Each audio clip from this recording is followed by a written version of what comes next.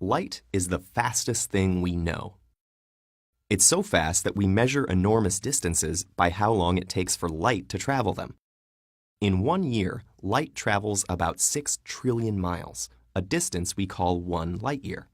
To give you an idea of just how far this is, the Moon, which took the Apollo astronauts 4 days to reach, is only 1 light second from Earth.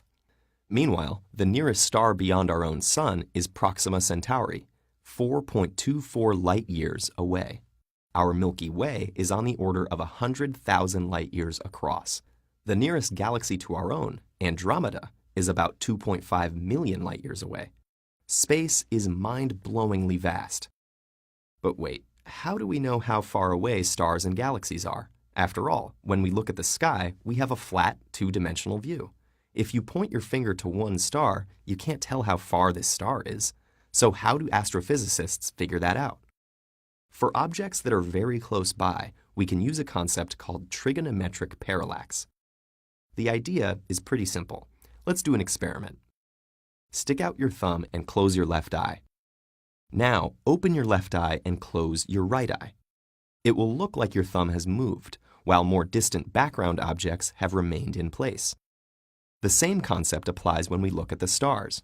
But distant stars are much, much farther away than the length of your arm, and the Earth isn't very large, so even if you had different telescopes across the equator, you'd not see much of a shift in position. Instead, we look at the change in the star's apparent location over 6 months, the halfway point of the Earth's year-long orbit around the Sun. When we measure the relative positions of the stars in summer and then again in winter, it's like looking with your other eye. Nearby stars seem to have moved against the background of the more distant stars and galaxies. But this method only works for objects no more than a few thousand light years away. Beyond our own galaxy, the distances are so great that the parallax is too small to detect, with even our most sensitive instruments. So at this point, we have to rely on a different method, using indicators we call standard candles. Standard candles are objects whose intrinsic brightness, or luminosity, we know really well. For example, if you know how bright your light bulb is, and you ask your friend to hold the light bulb and walk away from you, you know that the amount of light you receive from your friend will decrease by the distance squared. So by comparing the amount of light you receive to the intrinsic brightness of the light bulb, you can then tell how far away your friend is. In astronomy, our light bulb turns out to be a special type of star called a Cepheid variable. These stars are internally unstable, like a constantly inflating and deflating balloon. And because the expansion and contraction causes their brightness to vary, we can calculate their luminosity by measuring the period of this cycle, with more luminous stars changing more slowly.